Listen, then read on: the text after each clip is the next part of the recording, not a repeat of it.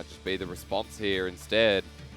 Of course, have you noticed in a couple other regions, Varus has been slipping through the cracks like 1 or 2 games. Yeah, just as a reminder to not let him through. I know he has 1 loss in E-Stars actually got him. Yes. And in their recent series, who did they lose to? We were talking about this yesterday. I know, and that's why it's really annoying me that I can't remember. So many games, holy moly. I want to talk about the Kai'Sa, but I really also want to figure out who E-Stars lost again. It could have been Vici. It was Vici. It was Vici where Wink got Varus. Yeah. Like one of the first times in the LPL, and they lost with it somehow. But WE are going to show us a different AD carry. So you've got the Kai'Sa paired up with the Volley Bear, already a very different comp built by WE. And can you say dive? Like, you've got Volley Bear, you got this Kai'Sa, you want to get into the face of DMO. And this was actually something that we saw yesterday in our RNG FPX series, where this was a very similar style that we saw from RNG in game number 1. They had the Kai'Sa, they went with Shelong Bao on the Nocturne, and they just went full in on, we're going to go aggressive and we're just going to try and kill you. It's kind of cool because DMO have also changed up their game plan. Last game, WE banned away the Lee Sin. Xiaopeng's going to get it nice and early, but the TF comes out early for WE as well. And we've got a changed state here, where you talk about dive, WE have once again built towards it. Yeah, and this is where they can just have Teacher Ma play off, try and create some pressure in the side lane before setting up those dives, where you go gold card and then it's like, cool, we've now got CC that enables Kai'Sa, we've now given Morgan that opportunity to jump in on the bear. I imagine, by the way, that this is the bear going towards Morgan. We obviously see it a little bit in the jungle, but a Beishang tends to play more carry-orientated champions, although I think he's been playing a little bit in solo queue at the moment. They're assuming that it is going towards top, so on that note, the Olaf ban, but still a potential flex. We've also seen it quite a bit in the LPL. Speaking of Vici, Le Yen's picked it out a number of times. It's been one of his favorite champions as of late. So, does Beishang do the same? Questions. Azir, Orianna the ban. Now, this is important because Twilight Game 1, it was the Orianna that failed to get off the ground even after 2 kills. But he's been target banned a little bit. And 3 champions away from him means, where does he go next? I'd like to see, at least on WE side, picking up some sort of 80 damage jungler. That's where you can see the Olaf ban. Maybe there's something like Graves ban here as well, or the Kindred ban, because I think that what you're looking at with Kai'Sa and Twisted Fate is a lot of your damage tends towards that AP, and even the Volley Bear as well has a lot of that AP damage in his kit. So I think having something like a Kindred or something along a J4 just to provide a bit more AD damage into this composition could work quite well. You know what would be awesome for this comp, Dagda? Imagine playing a Hecarim, because Hecarim into Wukong people have loved, or the Malphite. Like, to dive or not to dive? There's only one answer to that question, yeah. So, WE could have pulled an absolute doozy on DMO through this draft, forcing out the jungle bans. We will see, though, it depends on what Morgan plays while DMO round out their draft with the Brom. We got Ice Baby in the bottom lane. And they're trying to find a little bit of this disengage or counter-engage, where you've got Braum who can throw it in the Glacial Fissure. You've got the Lee Sin Dragon Kick. Cassiopeia would work perfectly here as well, where when everyone is trying to dive on top of you and jump on top of you, it's very easy to get that Petrifying Gaze off. So at least DMO reading what we did as well in this draft, that WE want to try and be jumping in on top of them and trying to dissuade that with the last 2 and stop them. Come in. What did I just say, Daggy? Oh, ho, ho. Dude, even better. The Camille, I didn't think about, because I don't normally associate Morgan with the Camille. But taking the matchup into the Wukong, we've seen this once before. Well, the thing is, we actually haven't seen Morgan go towards a lot of these split push plays. That's right. It's like Ornn, Renekton, Wukong, Cess, these kind of guys that are more, yes, you've some split push, but more about that team fight. And how funny it is, because DMO, natural was the Camille top laner, right? And it's Chalitza. So Morgan's like, let me show you how it's done with natural watching in the sidelines. And now you've got this composition that can play very heavily through these side lanes. So Morgan and Teacher Ma can both create this pressure, and Teacher Ma either joining in that 4v4, but also you don't have a great answer on DMO's side for trying to match this side lane pressure, because your Cassiopeia is one of your big disengage tools in this comp. So if she's trying to match Teacher Ma on this side lane, well, it becomes a lot easier for the side of WE to force these engagements. Because it does definitely feel like DMO want to force the full-on 5-on-5s, right? Where we've got the side of WE, they've got a Camille top, and we know Camille 2-3 items, how much power she can harness within the split push, plus the attention to that side lane. Very easy for WE to get her ahead, or should I say, push the momentum in that mid game. And I think this is where we're going to see a bit of an interesting play coming through from the jungle in particular, because Volibear does lose out to Lee Sin in the early stages of the game. You've also got in the mid lane, at least Teacher Matt can kind of keep pressure against Twyla, but he can do a reasonably good job of shoving in against this Twisted Fate. So there is the potential when we look at this that Xiaopeng and Twyla can take over through mid and start to really put the pressure onto Beishang. And a Volibear who's behind is not that great. I mean, the only one where I've kind of seen the success on is actually JJ from EDG, who managed to get through the early game in the Volibear, but you are susceptible to a lot of pressure early on this pick. I just love in the police skin how he's got batons on his back, and they start ringing when he presses Q. A nice little touch-up, but welcome back to the Rift. Oh, he also flies. I'm just, like, when I look at Volibear in the remake, like, I think it looks really, really cool, but it's got to be, like, a pain to try and get dressed with these massive jagged things out of your back, because in some of his skins, he's got, like, a bunch of different clothing on. I'm just like, I don't know how that works. Well, I mean, the 1000 Pierce bear, you know, the one you get if you owned Volibear at the time of the rework. Yeah, 1000 Pierce. Well, 1000 Pierce. Is that what it's called? It's I thought it was something called, like that, like, it's the D&D spell, the Eldritch. Okay, 1000 Pierce Eldritch, whatever it is. It's something about 1000 pokes or pierce or whatever it is. We come to a pause. Oh, no, I'm getting fired. All right, well, Dagda, take over. I want to, before I get kicked off. Who are the guys at the door? I want to say, well, it's the other police. I wanted to apologize. I should never have poked fun at a bear. Never, don't poke the bear. Don't poke the bear, you know. They tell you that, but you never know until you learn, do you? No, sometimes you just gotta experience it a bit for yourself, you know, to get that learning experience. I almost walked off a second ago. I was drinking a bottle of water, and the bottles of water here, it's crazy. Like back home, I don't know if this happens to you. There's a little gap between the top of the bottle. Just so little. And here, yeah, the water's all the way to the top. You laughed at me the last time because I put out a tweet about this, and Rusty started slagging me as well. And I was like, hang on a second. The amount of times I've spilled this all over myself because you can't drink. You know what the crazy thing is? Rusty's lived here for a year. Yeah. He knows about it as well.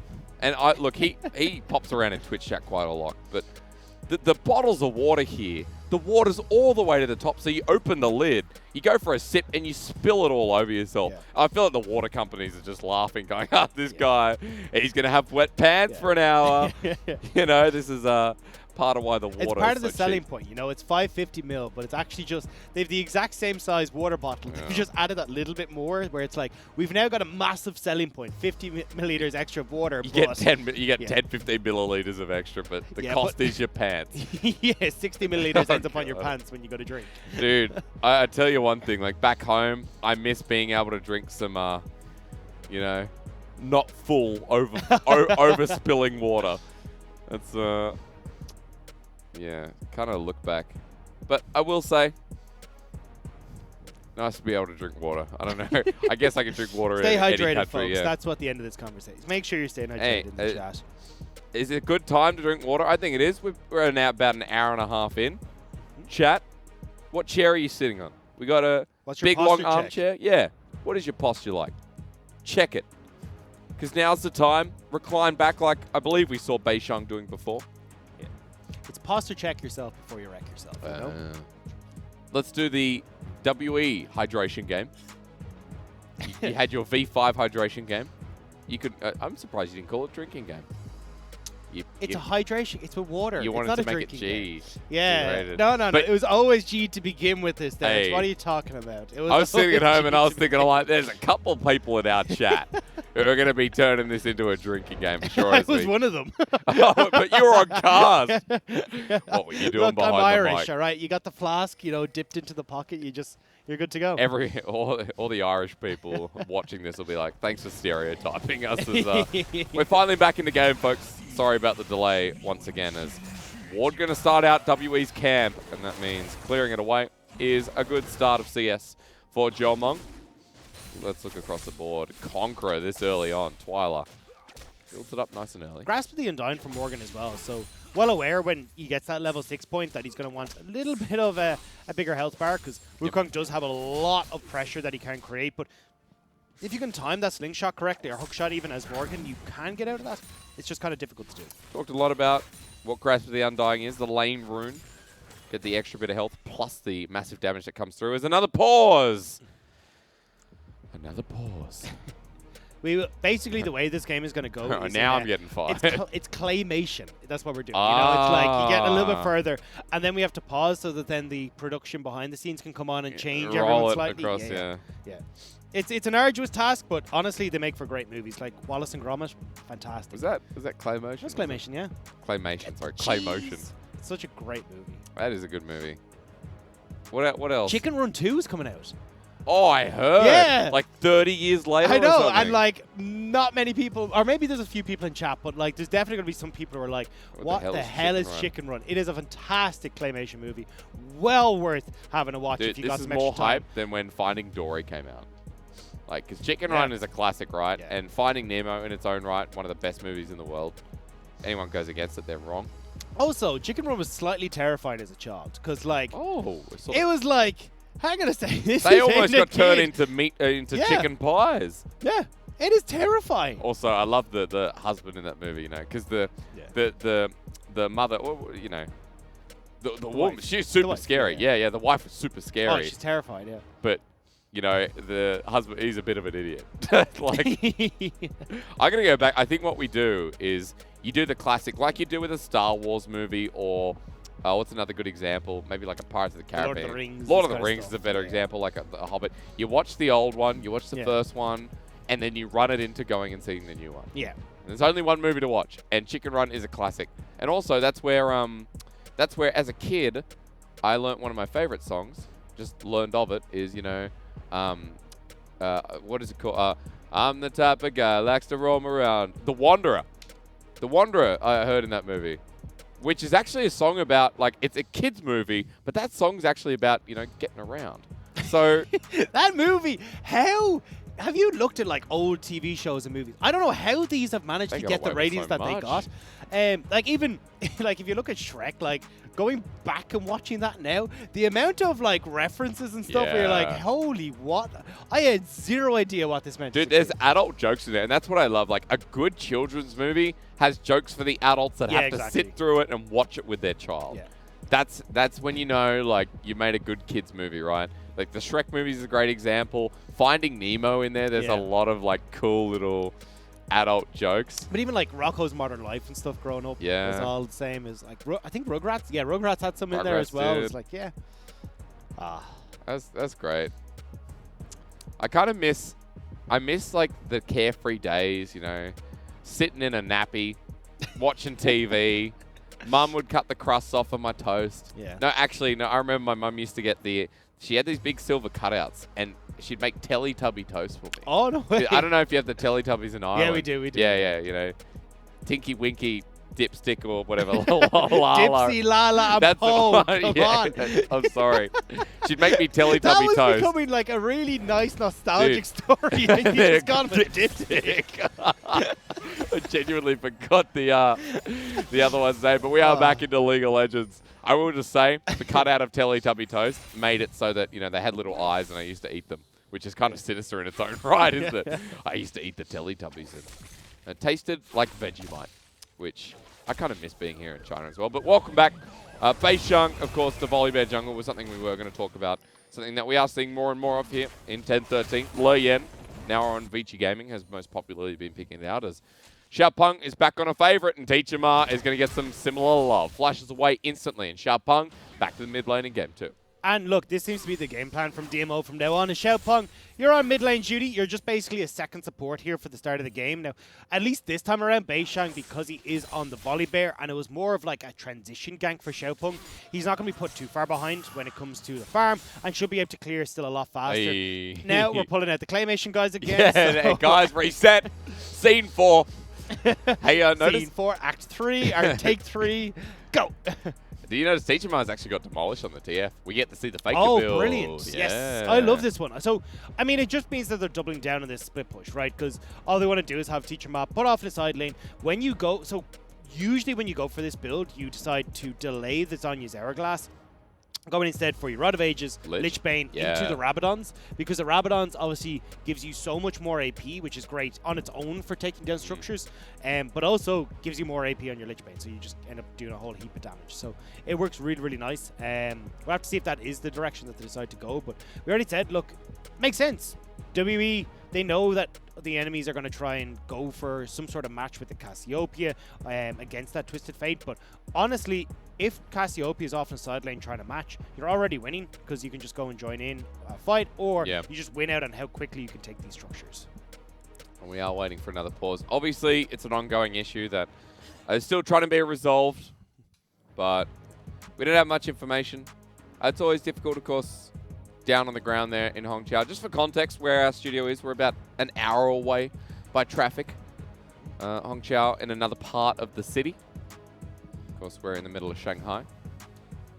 Shanghai's huge. Have you done much exploring while you've been here? Massive. It baffles my mind how big it is, because obviously coming back from Ireland, we by default are relatively small. So like for anyone who doesn't know, we've only got about 8.5 million people in the entirety of Ireland. So like our capital city Dublin is 1.5 million people, I think, at the moment. Wow. So it's a relatively small. So like Shanghai's got 27. Yeah, it's got a fair more than the whole of Ireland. That's what, so like when you think about the amount of people that are here and the stretch of land that Shanghai covers, it is baffling to me, especially when, like, my hometown is this tiny little shipping farmers village that is basically just a case of like, I remember I got one of the lads down, he lives in town one of the days, and he got off the train and was like, Jesus Rob, what's that smell? Like, it smells horrific here. And I was like, I don't understand, it's like, it smells fine. And then realized like 2 minutes later that they put manure onto all the fields, and I just gotten so used to the smell. Oh my god, you're a farmer's boy. This is the things that I'm used to. So when I come to the big city, I come to Shanghai, I'm just like, holy moly, this is this is a lot of concrete. When you use the word manure, all I think about is Back to the Future with Biff going, you know, I hate manure. Oh, man. Yeah, so like basically if you get off the train at mine, you drive past all the sheep and the cows and whatnot as you get all the towards combined mess that comes with it. That's the country life. Well, I stick my head out driving north from Sydney back in Australia, and sometimes I smell a bit of dung, but, you know, mainly I smell the fresh air, so I'm sorry I can't really not sympathize, but line up with that. But yeah, come back to, have you actually seen any Shanghai? Because I've seen a little bit. Like we've gone, so you and I have done some trips together. Shenzhen. Yeah. I've got a little bit of that. I've seen a little bit of Jing'an. Well, Jing'an's kind of where all the bars and the restaurants and all are. I mean, Jing'an's big though, like, cause I mean, Jing'an, for anyone who doesn't know, is like the main portion of Shanghai. And it is constantly expanding, just like absorbing other The amount of drivers that have been like, no, you live here. They'll be like, no, is this Jing'an? No, this is somewhere else. Oh, yes, this is Jing'an. Oh, no, this is like Jiabe. Oh, no, this is Baoshan. I'm like, where am I? Where do I live? Jing'an is absorbing everything. It's kind of fun because when people talk about like the best places in Shanghai, usually it is Jing'an. So a good area to anyone who wants to explore China someday, especially in the realms of Shanghai. I think especially down towards like West Nanjing Road and stuff. Yeah. Like Jing'an Temple's there. You got all your nice shopping malls. We went to that gorgeous place that does the ribs, Tenten, that does unbelievable Hunan style ribs. Bit of so a shout out. Yeah. Maybe they'll sponsor us next time we come around. Hey, look, I'm fine with that. If we're here to get a little bit more, but get some of those ribs. There is a part of me that wants to do like, because I'm a big foodie. Like I love exploring these places. Part of me wants to do like a little bit of a blog on the side that does like some of the food places we've gone to. I mean, like we're just for the audience purpose. Obviously, we're doing a lot more content. Really cool to see that we're doing more of the podcast. You know, we got a brand new podcast, Last Hit. If you haven't already checked it out. We also got Munchables doing Recap, which is a really awesome show if you miss out on any of the LPL.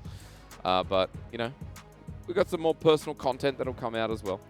Yeah. That we're planning to By the way, if any of you folks in the chat do have recommendations of places we should go see, we're 100% Dude, I already got such a big list stacked up. I'm down to add a bit more. We're supposed to go do some archery and stuff as well. Oh, we got a lot on our list that we have to go and try and get to. I mean, there's a cool place near the Natural History Museum that does really nice. I think it's Shanghainese food.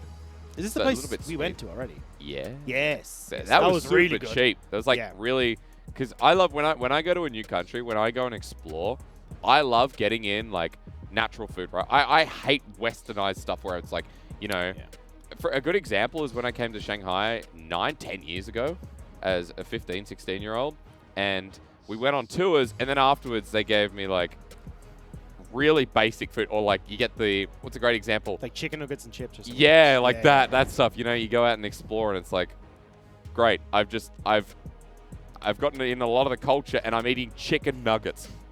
Great, that's fantastic. And this, you say, is Shanghainese food? Yeah, no. yeah. This is our finest Shanghainese tomato ketchup. I love like real food. You know, places on, you're just walking through the street and you run into a place that has the hole in the wall. Cheap, yeah. Which, I mean, saying it's a hole in the wall sometimes has negative connotations, but it's really just like not at a all. nice surprise. Yeah. I had really nice noodles the other day, where I just walked into a place randomly and they're like 20 kwai, which is, for Australians out there, the equivalent of about $4 for this gorgeous plate of noodles. For Europeans, it's what? Maybe 2.5 euros. 460.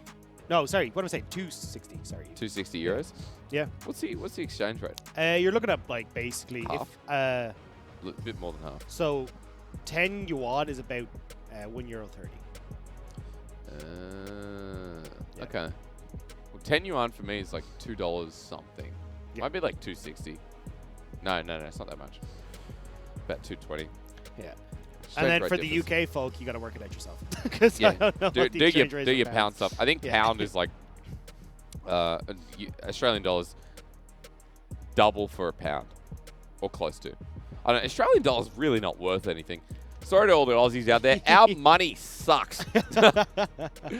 You go overseas and you're like, why is it not holding up? What's going on with our economy? We got 24, 25 million people. Do something. Obviously, that's not how the economy works. But there's a lot more I want to do in Shanghai. We are, just as an update, waiting for us to get back into game. WE won Game 1, and Game 2's only just started with some pretty interesting comps, but I want to see them in action first. I think the biggest thing for me, though, coming back, because being in Shanghai and experiencing all the food has been really, really cool. Some of the best meals I've had are either holes in the wall or like local cuisine. Yeah.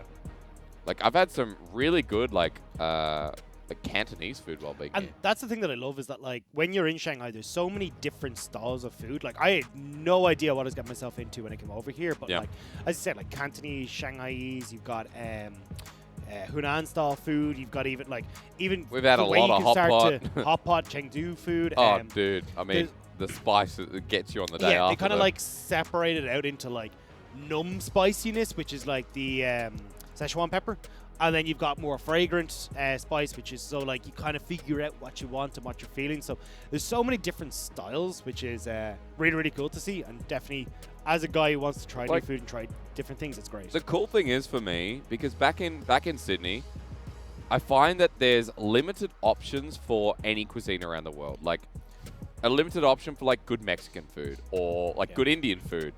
Even around my area, any sort of Chinese food is just so rare. Like it used to be a bit more popular, but good food is hard to come by unless you want to pay like hundreds and hundreds of dollars for a meal, which I think is ridiculous. Here in Shanghai, we've had some really good Mexican food. Yep. Like we've gone around and we've had some, really, really nice Mexican food. Yeah, and Tacolicious is pretty good. Yeah, I've also, all right, little shout out there, fair enough. I'm sure people will enjoy that. But ladies and gentlemen, we do apologize for the delay once again. My legs are crossed as I hear the cameras coming back to us, but you can't see that, so we'll just move that down. That was very uncomfortable, but yeah, we apologize for the delay, and yeah, I don't know, I was enjoying our food chat, so we'll find out what the delay is exactly. Everyone in the same arena, so we haven't had this much of it. We haven't had a big pause for a while. No, it's been a while. I think we have had one in summer. You and Joe had it, or you and maybe Joe and Jordan. It wasn't me. Potential. I think it was Joe and Jordan. I think I managed to just about skirt around it, but yeah, it's been a while. So excuse me. You know, there is a lot to talk about with WE. Sometimes, I think after Game 1, just in this series, the expectation is that DMO will, try and bounce back. But the confidence in a team like DMO right now is not rewarding. But we did see Sharpunk go mid. He burned a flash of Teachama, and that was history. Yeah, it's going to be a case of, like, can they try and follow up on that flash, on that play that's just happened? I don't see why they shouldn't be able to. I mean, the thing that we talked about already is when you've got this Lee Sin versus Volibear matchup, it becomes a little bit easier for the Lee Sin to interact with these lanes. So he should have at least some advantage. I'm curious. Are we back into game? Oh, we did it! Yeah, we are. Oh my god, we missed first blood. Well, we're going to find out what happened there. Is Teacher Ma going to die? I don't think this is the play. Teacher Ma? How did we get to 6.5 minutes in? I'm not sure. I feel like we've missed a bit. We have missed a bit, but might be screwed as well. Jomung has flash, and they walk away. So there's a lot to replay as Teacher Ma's still top and kick into the wall. Sonic Wave resonating strike, and he's dead as well. 3-0 DMO and replay required. So as you all know, DMO have got 3 kills.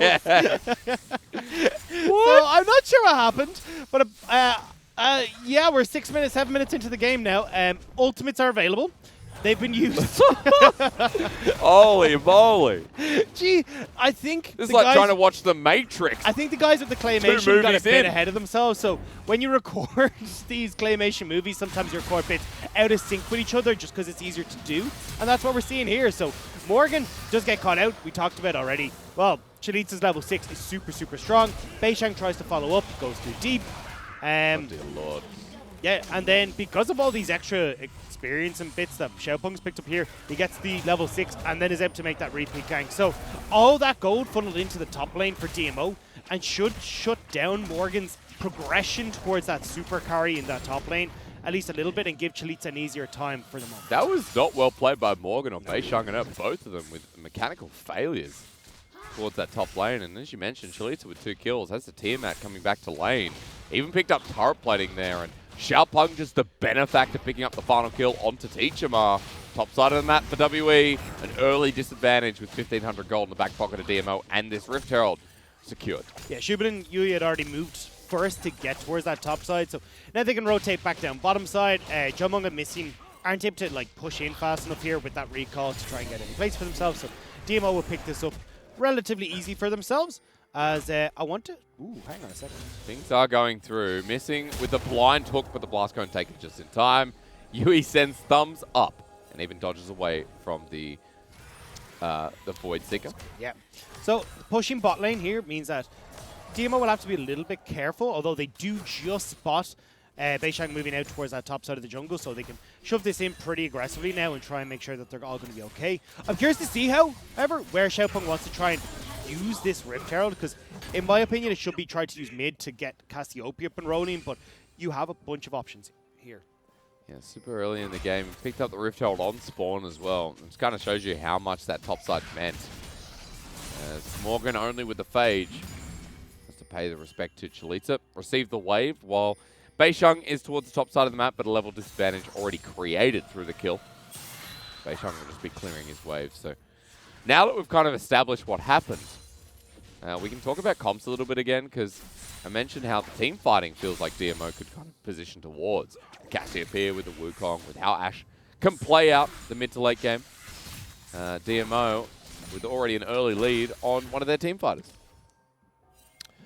So again, we're getting Xiaopeng doing really good work for DMO, and I love actually how strong this guy has become. Lee Sin has been a pretty hefty and contested pick for this guy because he does have such strong early game performances on this, and now it looks like, as we talked about, trying to use this Rift Herald mid to get some more control over towards Twilight and get some gold into his pocket. Still waiting there, waiting to put it over the wall. Yeah, look at where WE is though. They know that this play is going to happen. You've got both Morgan and Beishang who are running down that river to see if they could try and interrupt this. Spotted out. So nice scrying ward there from Missing. And gives time for Beishang to back away as well. On the other side, Teacher Ma, he hit 6 before. We also saw him go to the top side, getting out of lane key. Well, now Xiaopeng's mid, Yui as well. Just trying to see if they can get as many of these turret plates down before that Rift Herald comes out, but I mean, you got Teacher Ma, Missing, and Beishang all here now, so going to make it a little bit more difficult for them to push in. But you can see DMO, this entire team is playing so heavily towards Twilight in this game, but we'll have to see if Twilight on this Cassiopeia can still have the same impact. I do not want to see him go for what he does every time in Cassiopeia, though. Destiny. Yui's going to be caught out here. Box laid down onto 3 members. This could be the kill, but walks away. Now over the wall, missing, followed up on. Xiaopeng has to flash himself, but the burn's enough. A messy, messy early game, and now we're seeing topside. Morgan going to hook shot away. Chalitza follows it up with a second knock-up. The damage quite massive there. He's just waiting on cooldowns. He can go for the play underneath the tower, but not 100% confidence with the healing that's come through. Time War Tonic doing work there for Morgan. DMO being very proactive, but WE walking into danger consistently. So Rift Herald will not quite take mid lane turret, but all that gold funnels straight in towards Twyla, which is going to be wonderful for the Cassiopeia. We do see this play here where Yui does get a bit overzealous when he goes in. Oh, grounded from Twyla as well. Great call from Twyla. Doesn't mean Yui escapes here, and they can then make this turnaround play. I feel like Missing flashed a little bit too early there. If you just accept the play coming through from Xiaopeng, wait for Beishang to hit with the ultimate, then flash over the wall, might have been a lot better, but either way, still plays and wins coming in for DMO. Yui just keeps roaming towards the mid lane. He did it! What? Twyla didn't go GLP on Cassiopeia. Hey. I am so glad we finally see this, because every single time DMO play and Twyla's on this Cassiopeia, he goes for that GLP, and it's such a funky item to try and play with on Cassiopeia. I'm so glad he's finally going towards this later game build, and also just something that works so much better with the way Cassiopeia wants to play. True. I mean, I've seen enough Twyla to know that there's many variations of his builds on many different champions. So watch him now build the GLP. Yeah, on top. Yeah. DMO pick up Dragon. This early game going well for them, but again, we want to see it go beyond the early game. So 13 minutes in with a 2.5k gold lead as they look to invade and take everything on the map. Blue buff given over to Twyla as well, who is currently 15 CS over Teacher Mark. So we're still waiting for WE at least to ramp up a little bit. So Jomong needs to get to 2-3 items. Same with Morgan, where he needs to try and get up and rolling. So that's why we're seeing Xiaopeng have such a good start in this game. Is he pretty much has 3 lanes that he can play super heavily through, and has been benefiting massively as a result. But if DMO were able to keep this snowball rolling, you can already see 3,000 gold lead for them. They should be in fantastic shape to keep going.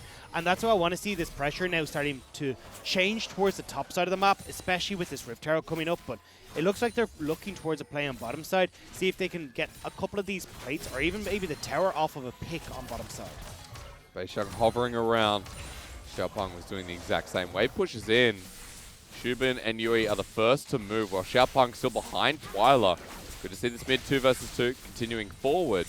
The turret plating will fall down while Petrifying Gaze is available into a corner. Teacher goes, he looks away from Medusa, and that was easy as that. Yeah, and it keeps his tower up as well. See Beishang even keeping himself just beside Teacher there in case something went awry, but still, we will have DMO topside looking towards this Rift Herald, whereas Beishang is trying to play more down towards this bottom side. You can see Teacher the only person pick up power plating. WE didn't get much of any gold throughout this early game. So WE need to make a play now where they know, right, we're going to have Xiaopeng on this Rift Herald that's just been spotted by Morgan. Teacher needs to clear this wave. I think they just give up mid lane turret and try and find some pick somewhere. You do have the Destiny available for Teacher. You know DMO are committed topside. You could look for the dive bot with Beishang already covered. Second Herald. All right. Kind of just waiting. I'm still suspicious. So, yeah, I'm surprised that we don't see it from WE, because mid lane turret isn't a massive... Oh, hang on. No. Mid lane turret isn't a massive factor for WE's game plan. Like, they're looking to play through side lanes. They're happy to have Jomong in a longer lane here where they can just soak up a bunch of golden experience in the long run. So losing that mid lane turret isn't the end of the world. You're going to lose it anyway. I would have preferred to see them try and make something happen with Teacher. Herald going to be placed down topside. Meanwhile, Morgan cancels back to walk all the way back. Chalitza has Trinity Force, so there's no way he sticks around. And it's going to give more gold to the Wukong. And look at the difference in items when you do look at Chalitza versus Morgan. Chalitza's got the Triforce and the Tiamat completed. 2k gold whereas, ahead. yeah, Morgan is only just finishing off, or hasn't even finished off the Trinity Force for himself. Morgan got a hook shot, but that means you can be set up for Cyclone, as Destiny will be the follow-up. Still see Xiaopeng still goes in. Cyclone now used first time around as Xiaopeng on the disengage. Hextech ultimatum into the backline. Hit 3 as he stops at mid-spin and gets shut down, giving the gold over to Morgan. So they will get something back in WE's favor, but not really as much as they would like. It's not like there's an objective up they can really go towards, and it looks like it's, well, they're rotating Jomong and missing up towards this top side, which means bot lane turret will go over towards DMO here eventually. Curious to see if WE manage to get the top side. They've got Jomong up there themselves. Morgan going to match. I'm surprised to see Shubin and Yue back off here. I feel like if they want to, they just continue to crack open these side lane structures instead. But it looks like they're going to instead swap up to match where Jomong are missing. Guess Chalita wants to stay in that matchup. But Trinity Force now picked up for Morgan, so it's going to be a very different matchup at that. We've seen variations in the build, sometimes Ravenous first, sometimes Trinity Force. It is the latter this time around. As WE to get this turret first, get their first turret of the game. And that's where I'm kind of curious as to why DMO didn't just commit towards the bottom lane turret. You would have just traded 1 for 1. It all would have been fine. And you were already kind of too late to get towards this. But as you said, they're prioritizing having Chalitza in a side lane against Morgan and trying to keep Morgan in check. Because at the moment, you can already see a level advantage for Chalitza, the farm advantage, gold advantage. And as long as they can just make Morgan have a bit of a hard time, they can keep trying to find these fights where they will be stronger. Stop the Camille from having so much pressure and then WE being able to play around it.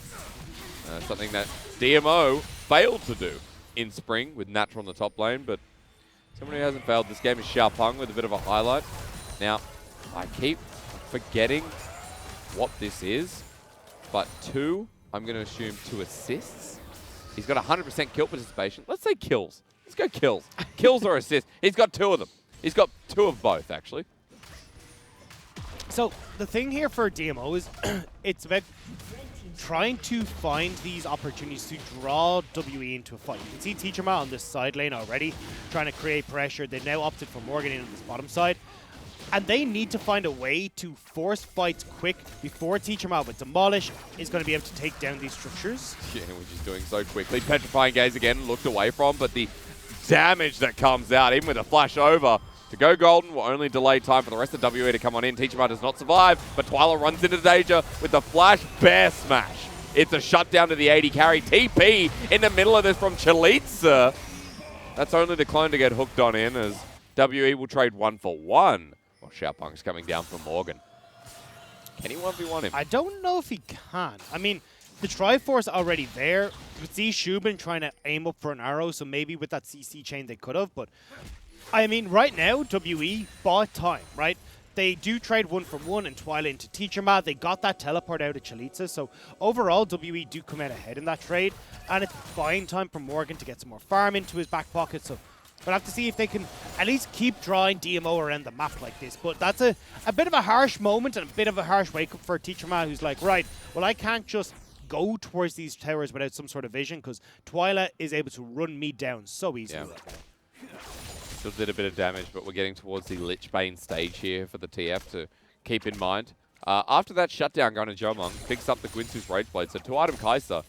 Second time around that DMO have given large shutdowns to key carries of WE. That's also something to bear in mind. Still about 2,500 gold lead for DMO in this early game, but things are slowing down a little bit, all things considered, with the picks that we've seen on our screens. Getting back to some standard lane state with bottom lane sitting mid and clearing waves. And the good thing for DMO is that in 3.5 minutes, they can force WE into a fight. Ocean Soul Point is going to be available for DMO. You do not want that going over as WE. So at least at that stage, DMO can shove out waves, try and group nice and early for that objective before WE can try and answer in the side lanes. They do miss out. WE, all they can think about is, all right, well, at least it's not the soul itself. But yeah, there's definitely building towards a fight in 3 minutes. As DMO controlling topside river and jungle for now. WE holding position down bot. Chalitza just sitting against the turret. And for WE, you can see Teacher Ma just still tries to find an avenue to some lane. I do want to point out as well for WE, we were talking about the side lanes a lot. When you look towards their team fighting though, you still have a lot of dive pressure even with Morgan and this Camille. And a lot of kind of just screw this one guy in particular. So if Twyla doesn't have that cleanse available, think about, you know, Teacher Ma Destiny in. You've got Beishang who can then follow up Jomong, who follows up Morgan with that Hextech ultimatum as well, where you just go, right, we're just going to fight you, Twyla. We're going to take you out. And then the rest of the damage from DMO isn't quite there. you're relying pretty heavily on this Ashe, who's not going to be a late game carry. Same with Chalitza on this Wukong. So maybe there is an opportunity here where they can blow up Twyla super quickly and not have to worry too much about these fights. At least he'll have a bit more survivability when he does go towards, you know, the potential of something like Lasagna's Hourglass. Or also he's got the Rylai's plus the Seraph's Embrace for the shield. So it does become a little bit harder for WE with their damage state at the moment to hit something like that, as Colonel's on the bandwagon for DMO. He's looking at the jungle matchup yet again, and the stock has risen 23% as Morgan finds an engage. Destiny as well, and Xiaopeng caught on out. Now, when you have a TF and a roaming Camille, you probably shouldn't be that far forward without your team. Definitely not, and especially with a minute 20 until this dragon, it means that WE can get a bunch of vision control in and around this dragon. Makes it a lot easier for them to reenact that game plan, especially if they can get a sneaky ward in for the Morgan or Teacher Ma, where he can get in nice and back in behind DMO and set up for another pick opportunity. You know the 3 kills for WE have all been shutdowns? Xiaopeng just gave a shutdown to Jomung again. Jomung's going to have a lot of gold, and he's ahead in CS over Shubin. Now a level lead is there. Jomung's going to be big in these fights, and this was a good pick from WE. It caught Morgan off guard. And I'm surprised to see the split decision from DMO, where you can look at Yui, who's gone up towards that Baron to get a ward there to make sure that WE aren't going towards it, but it doesn't matter. Like, WE's composition does not do Baron. If they ever get caught in the pit like that, they're dead. Yep. So instead, you should just be grouping as this 4-man unit or 3-man unit to make sure you're not opting into opportunities where Teacher Ma can make plays like this, or even Morgan can come in with that TP play. Damage is only going to get worse. I'll correct myself. It was Xiaopeng who was caught off guard. Morgan had a really nice flash with a hookshot, wall shot. Kind of just stutter steps in front of Xiaopeng, so he couldn't flash before the Hextech ultimatum came in. But now, as you're mentioning, you know, the setups here, WE going to leave Teacher Ma on the sideline. Let's go. This is so fast with the Lich Bane. Now completed and full stacks of Rod of Ages. DMO will get the Ocean Dragon, leading to Ocean Soul. Teacher Ma demanding respect. Everyone from WE still pushing and closing that gold gap. It does put a lot of pressure onto WE where they're like, right, this is now becoming an issue where if the Dragon Soul goes over to DMO, our opportunity to find these plays in side lanes or even find an opportunity for picks becomes a lot more difficult. But I think overall, I'm kind of liking the play from WE where it's more about getting these towers down and creating more pressure on the map. It's definitely given this window of opportunity for the team fight style of DMO to now force WE into that spot.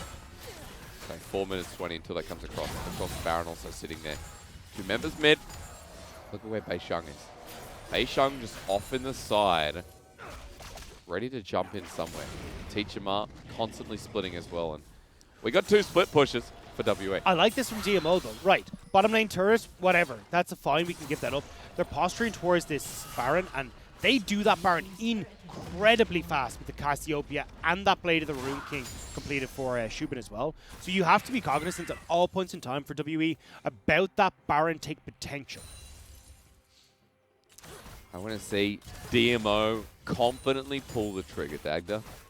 I just want to see DMO be strong, you know? And this is my greatest concern, is a DMO with another great early game. And I hope they're able to snowball that into a victory and pull off one of those fights that we've yet to see. It's going to be hard, though, because WE aren't really giving them that opportunity to find it. Just playing off through side lanes, we even saw them gifting over that last dragon. Yep, patient. Now, that 3-minute dragon in 3 minutes' time will be one that DMO will look to again force WE into that fight, but if WE don't opt into it, you get Ocean Soul. Like, DMO are so strong, and then they turn towards Baron, and then you're like, right, now you really have to fight us. So DMO are now in a position where, fun and games aside, WE, you will have to try and come towards us eventually. I was looking towards Twyla, walking over Vision, with pings getting spammed by WE. DMO sent it right back because they're over Baron, they've cleared out Vision themselves, they're trying to lull WE in.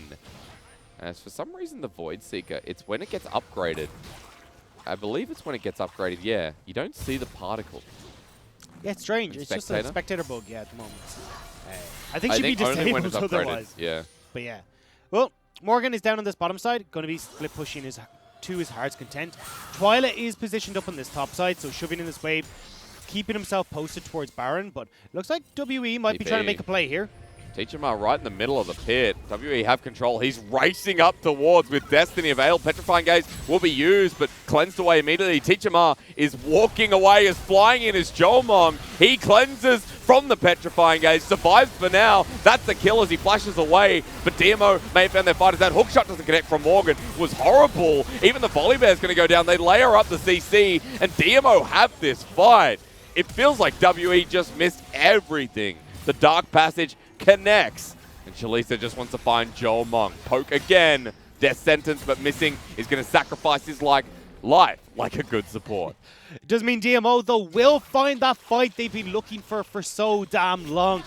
Can turn towards the Baron as well, and WE opting into this play where they didn't really need to go for it. Jomung, though, off on the side here. Smite is available for Xiaopeng. He came through a ward. They know he's behind. Spotted out on another one as well, just trying to press W, but Yui's going to block that one, and DMO are going to pick up the Baron here in game number 2. As Yui, once again, with a good block. And I was surprised to see WE try and force this play so heavily. Twilight does a reasonably good job of running the hell out of there, and with that cleanse, able to close a lot more of a distance. You don't really have WE in a position here to follow up as quickly as they would have liked, and all the TPs that can follow up here make it so easy for the rest of DMO to collapse just as quickly as WE, and then you get this fight that DMO are looking for. And Morgan, unfortunately, that hookshot not landing, yes, but I don't think it makes a massive difference.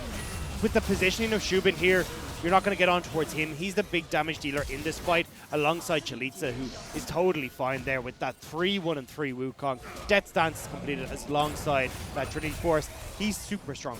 Yui nailed that ultimate. Yeah. That was a really nice 3-man Glacial Fissure from the Brom.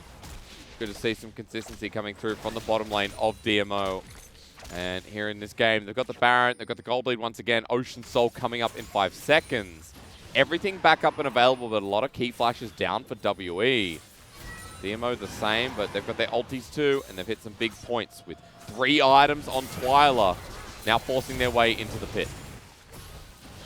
They will try and force this fight in a second with Shubin. They're trying to be careful of the flanks from Yeah, WE. he wants to steal it away, but it's secured. Ocean Soul given over just like that. The first kill already comes through. Petrifying Gaze might not connect, but Morgan's going to die as well after using his own ulti. And WE lose 3, and with it, that could be the game in future. Yeah, they're just going to be able to shove in through this mid lane. You've got the wave there in a second, but yeah, DMO, Ocean Soul, the better team fighting comp. Now it's hard for WE to find that tempo moment where they can actually move into a side lane and try and push back against DMO. With these longer lanes, DMO are fine to just shove in and then group as 5 and muscle their way through these objective turrets. They'll start with mid, 6k gold up, and that'll continue forward as WE have to let it be and give the inhibitor over as well. A good game 2 for DMO to recover. As inhibitor going down, they can now back away. And clean stuff so far. And this is what we see so often from DMO, where if you don't respect them in the early game and they're able to get these leads, they can run away with it. This time around, Xiaopeng once again getting some pressure off towards that mid lane. We've no idea what happened from minute 2 till 7, but True. I mean, still Xiaopeng was the one coordinating these plays, getting DMO ahead, and then they are able to snowball this lead where Beishang on this volley bear can't quite get rolling enough or get into the enemy side jungle where he can fight back for all this early game pressure coming through from Xiaopeng. If only you can make the dragon go invulnerable like the turret. You know, turn it off. Turn the dragon into, I don't know, piece of meat. It's like a massive polymorph. Yeah. Look, there's not much you can really say about that replay. DMO have the front-to-back fight. They're the ones that are trying to consistently find these fights. We talked about how once WE were forced to go into these engagements, they were going to lose out. And that's exactly what happened. And that's the power of Dragon Soul. That's the power of these objectives that are up around the 25 to 30 minute mark. It's why we're seeing mid-game comps come into League of Legends more often, because if you have a composition that can play towards these objectives and forcing the enemy team to fight you head on, well, it'll work out great. Because we've talked about this so much where something like a TF or, you know, like being able to play towards side lanes doesn't matter if an LPL team groups up and forces an objective. When you have to make the response, you're always going to be the worst team. This is how they do play their comp, though, and finding out Chalitza might be a big pick. As Teachermar walks in the middle, Chalita with a second spin. Heel's going to be burnt. Need an uppercut from the scissor leg lady. And they'll burn down the GA, while DMO might just say, hey, we should end the game while they're doing this. Gold card connects onto the real one. Re-engage. Chalita takes him down. Oh no. Everything wrong for WE. And now DMO have that side lane pressure. They're going to be the ones that are pushing in this top side. You've already got the mid inhib as well. And the call here just looks like Morgan keep pushing. Yeah, he's going to keep going. But it's okay. He can maybe get the tier 2. He might get the tier 2. DMO should look to end. Yeah, and that's exactly what they're going to do. 30 seconds on Teacher Ma. They know that they have the advantages. Here he comes. Here we go. Morgan coming back in to save the game. No Hextech ultimatum, but he's been targeted out back to the fountain with one Nexus turret remaining. Feixiong has his ulti, lands on in versus 3. Morgan now rejoining the fight, but a good hook once again. Xiaopeng goes golden in the nick of time with the Nexus turret. Back on the Force objective. DMO have the Ocean Soul, remember, so they don't die. WE have a fountain. They don't die either. We're in limbo. Teacher Ma's up in a second now as well, so he's going to be back on the map. DMO have the wave here. They'll be looking to try and brute force this. Chalita with the has TP, and he's going to stop the minion. DMO want to end it right here and now. 5 versus 5 in front of that last Nexus turret, which will be taken down by the Ashe. Back in with the Cyclone. Missing gets low. Exhausted out, and that's all she wrote. DMO to clean them up in the end. A much cleaner game to take us to a game 3. DMO control that early game. They end up getting these dragons nice and early, which is what we want to see out of them last game, and then they're able to snowball that advantage